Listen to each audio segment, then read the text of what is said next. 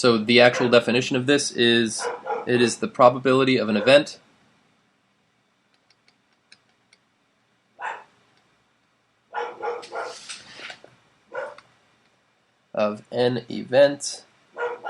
under the condition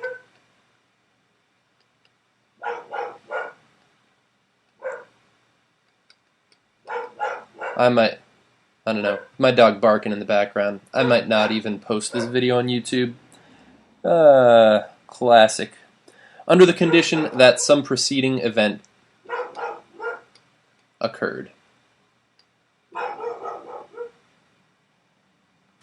Single E.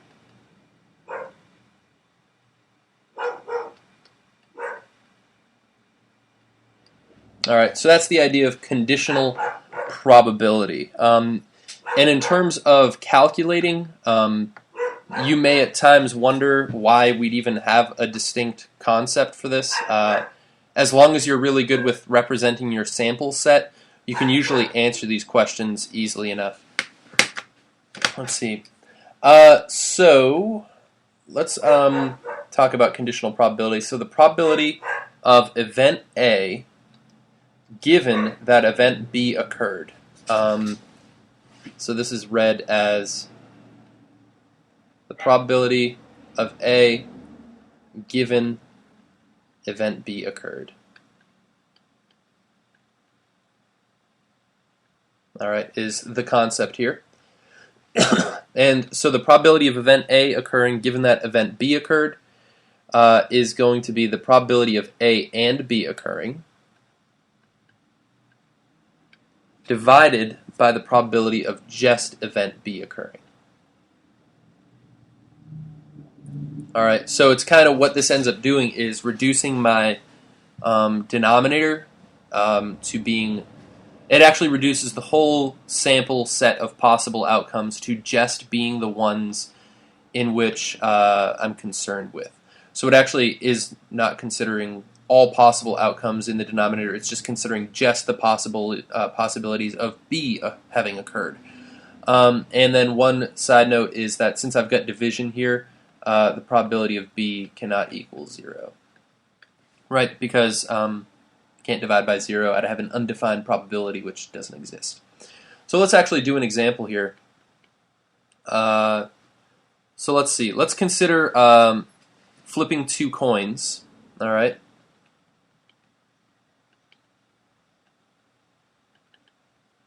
And I guess we could also think about this as flipping 1 coin and then flipping it again.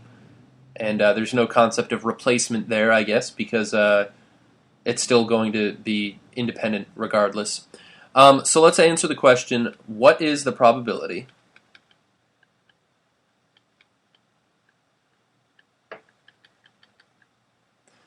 of getting 2 heads, flipping 2 heads,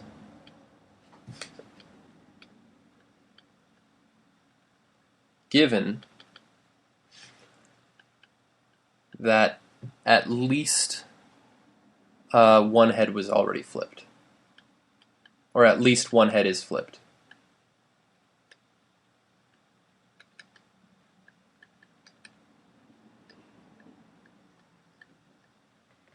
Okay.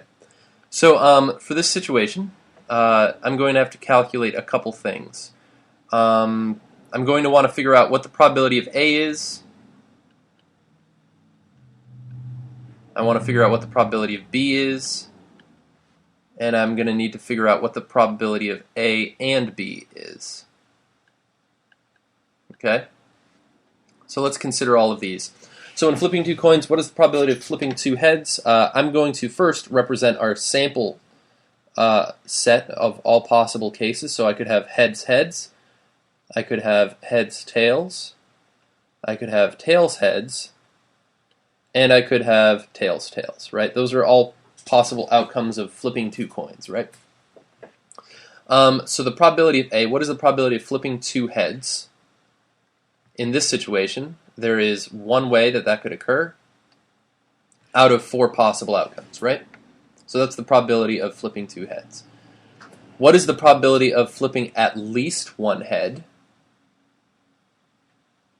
Well, at least one head, there's at least one head flipped there, there's at least one there, there's at least one there. So there are 3 ways of getting at least one head, right?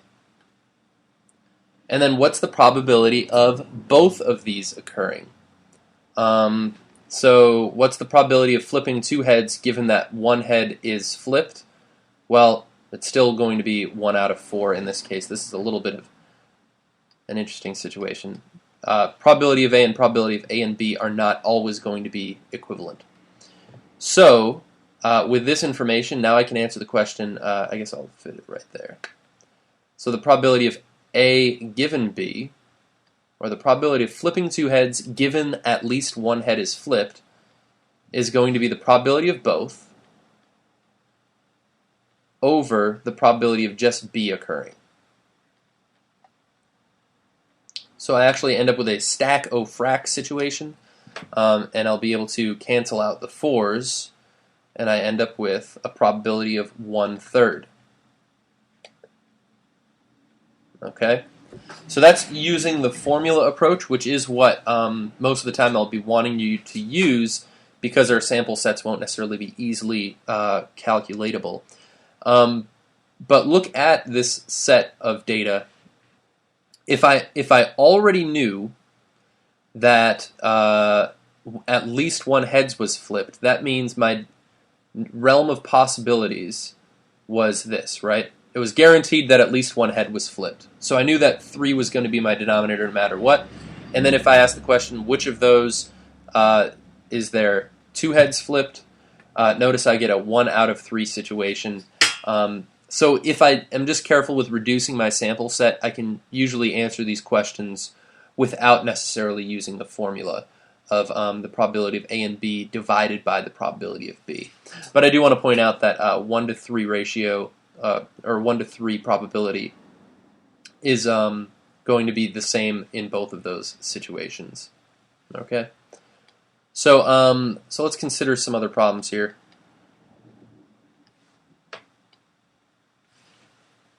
Let's see, I think I might have us consider, let's look at actually, is my document camera still up and warm? Yeah.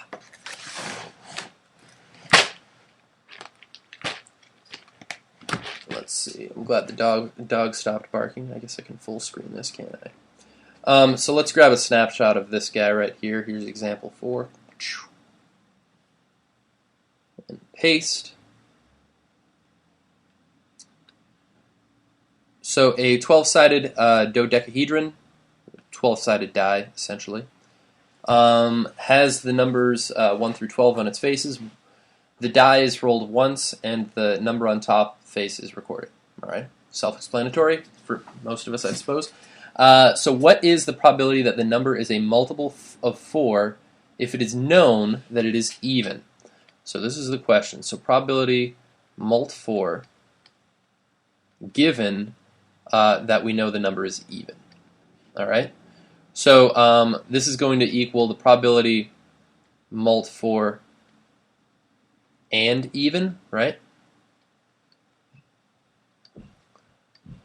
Over the probability of just even. Oh, my family's just coming home. Hello. Hola. So that's how we'd set it up. So let's actually break this down. So I want to find out all of these situations. So I want to figure out probability of A is. I want to find out what probability of B is. And that's getting the dog barking again, sadly. And then we need to figure out what the probability of A given B is. Let's see. So the probability of A, multiple of 4. I guess this is a small enough sample set I can represent it all here. 1, 2, 3, 4, 5, 6, 7, 8, 9, 10, 11, 12. Right? So how many of these are a multiple of 4? There's this one, and this one. So that's 3 of them. Over how many are there total is 12. So the probability of B, or the probability of just even, how many of these are even? 1, 2, 3, 4, 5, 6. So 6 of these are even. out of 12, so that's the probability of B. Clearly these reduce. Hi, Everett. Everett, over here. Come see Dada. Hi. Come on. He's heading towards the kitchen. He's going exploring on his own. Uh-oh. Let's see. And now let's figure out the probability of both of these occurring. All right. Oh, I just wrote that wrong, didn't I? That's eventually what I'm going to answer. But first I want to answer the question, what is the probability of A and B? Right? So, and B. Right? So what is the probability that it is 4 and it is even? Well, here are the ones that are 4. Are any of those not even? No. Right? These are, if it's going to be a multiple of 4, it's also even by default. So this one happens to also be 3/12. So the probability of mult 4 given even. What you getting into, Everett? I hear you. He's giving me a mischievous smile. Let's see. So that would be the probability of both, right? So that's 3/12 divided by the probability of just B occurring. So that's 6/12. And then I can do my little kill the 12s. And 3 over 6 I can actually also reduce. 3 goes into 3 once and into 6 twice. So it turns out this is a probability of 1/2. So let's actually look at the sample set and see if we would have gotten the same answer if I was considering that. So what are the ones that are even? So that's 2, 4, 6, 8, 10, 12.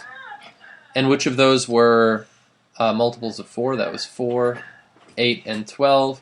And you can see that we would have had 3 out of 6, right? 3 out of 6 would have been our probability, and that reduces to 1/2 as well. So you can see that we would have gotten the same answer if I just drew or kind of represented the sample set there and figured it out from there. So yeah, so that works out all right. And actually, I mean, that makes sense, right? Half of the even numbers are also multiples of 4.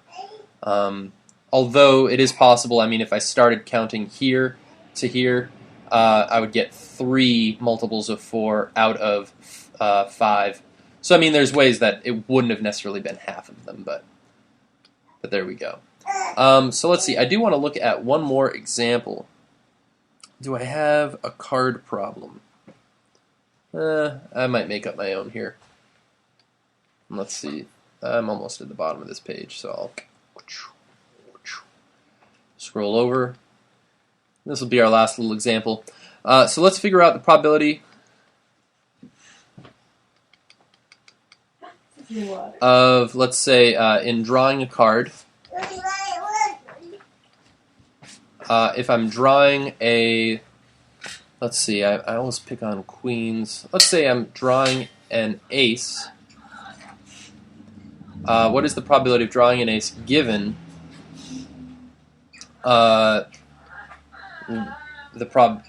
let's see, given that we already drew, that we know it's a,